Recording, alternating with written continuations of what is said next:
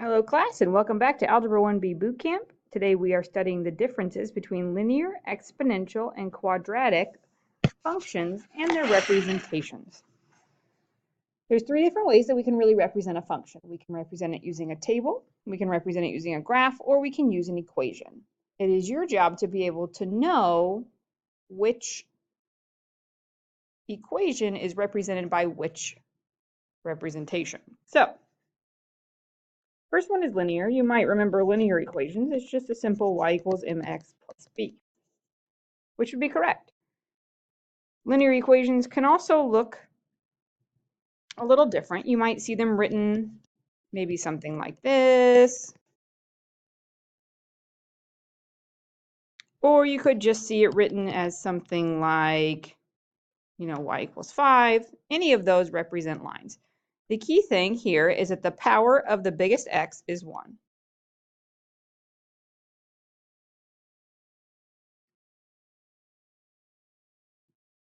So notice that's x to the first power, x to the first power here, which would translate into the parentheses as well.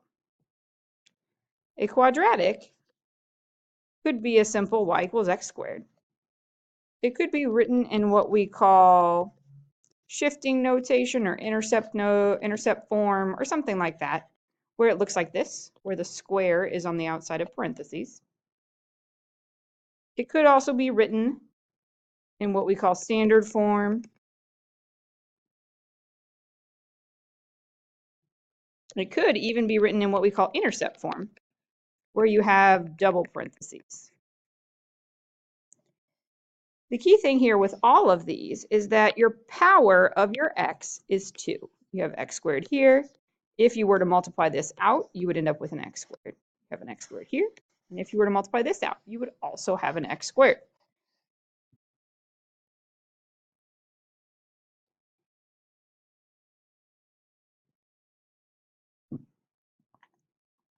Exponential growth and exponential decay are very similar. Typically, an exponential growth function is going to be written something like y equals 3 times 2 to the x, or y equals 5 to the x minus 1 plus 9, whatever. The key number, the key thing that you're looking at is the number that's being raised to the power. First, x is in the power position.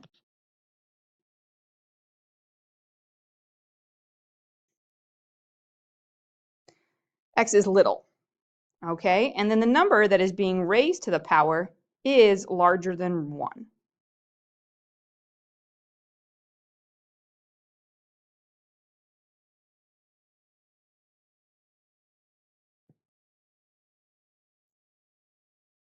Similarly to that is exponential decay.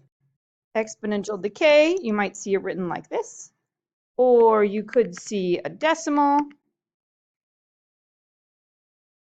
like that. Either way, you still have x in the power position. That's true for both. But your number with the power is less than 1 this time. Now, that doesn't apply to any negatives. So, like if I make this number here a -3, that doesn't mean exponential decay. You're really only looking at the number itself that's being raised to the power. Now let's look at graphs. First off, linear graphs look like a line. They have a slope. Typically, they'll have a y-intercept. You could also have horizontal lines that really don't have a slope. But your graph is going to look like a line. Hopefully, every single one of you would get that right. Then we have a quadratic graph. That's your U-shaped graph.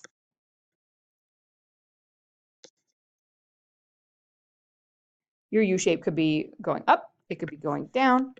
Typically, we don't deal with sideways graphs at all, sideways U's, because those don't represent functions. And then we have some exponential growth.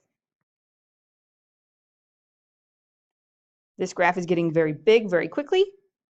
And then this one is exponential decay because it's getting very small very quickly.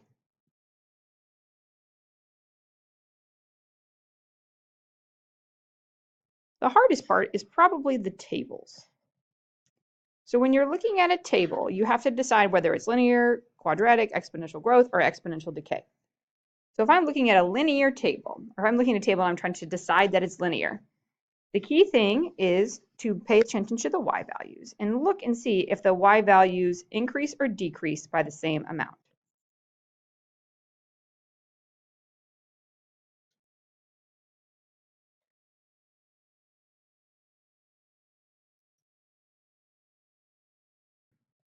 So if I look here, you always want to double check your x's and make sure your x's are being consistent. All these x's are going up by 2, which is great. So if we look at our y's, I'm going up 3 to get from 13 to 16. I'm going up 3 to get from 16 to 19. And it looks like I am always going up 3. So I would say that would represent a linear function. I could also go up by 3.5, or I could go down by 3.5. It could be a decimal number. It just has to be the same number every time. It has to be either adding or subtracting. With a quadratic, that one's kind of tricky. First, if I'm looking at a graph to see if it's a quadratic, again, I'm looking at my x's to first make sure that my x's are all going up by the same amount every time, which they are. -3 to +3, they're all going up by 1. So I want to see if I can find my vertex first. I'm looking at my y values and I'm looking for repeats. So 7, 2, -1, -2, -1, 2, and 7. So if I notice -1 and -1, and then I have +2 and +2, and 7 and 7. So that means, or that implies to me, that I have this symmetrical kind of U-shaped graph like I did in my picture. This would represent my vertex right here because it's all symmetrical around that point. So you could look for that. Now, it is quite possible that the person who makes the table doesn't give you the full table or doesn't show you the repeats. So perhaps you only have this half of the graph. If you're looking at just this half of the graph, you can go ahead and find your differences. So to go from -2 to -1, I'm going up 1. To go from -2 to 2, I'm going up 3. To go from, -1 to 2, I'm going up 3. To go from 2 to 7, I'm going up 4, or up 5. Notice these numbers are not increasing by the same amount, so it's definitely not linear. But if you notice, each one of these is 2 apart.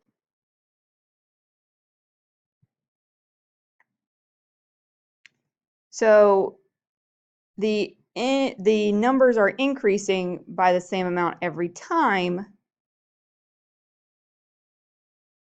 consistently. So we call that the second difference.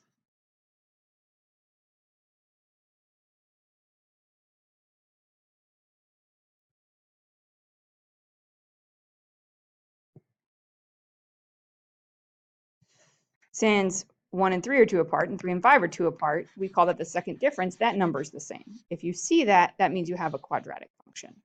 But the easiest way is to first see if you can find your repeats and find your symmetrical vertex. Now let's talk exponential growth and exponential decay for a minute. When people look at exponential growth or decay, a lot of times they're looking for teeny tiny decimals, which is nice, but might not always be the case. So when you're looking at your graph and you're looking to decide if you're exponential growth, first I'm looking from 12 to 3,700 or 3,072. My x values are all increasing by the same amount. They're all increasing by 2 every time. So these are jumping very large amounts. So instead of subtracting, I'm thinking that these have to be related to each other by multiplication. So if I think, what can I multiply 12 by to get to 48? Well, that's 4. And then I might not know how to get from 48 to 192, but I guess, if I guess 4, maybe I would be right. And I am. And then from 192 to get to 768, I would also multiply by 4. So for exponential growth, you're multiplying by the same number every time.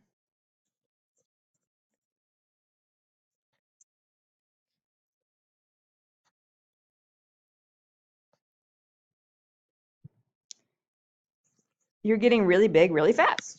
For exponential decay, it's the opposite. You're getting very small very fast. You're going to be dividing by the same number every time. You get from 16 to 4.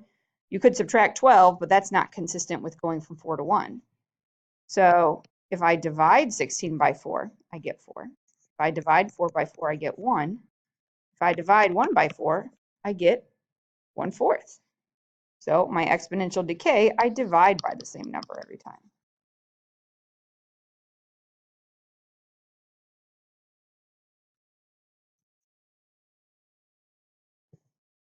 And again, notice we start at 16, we go to 1/4. We're getting very small very quickly.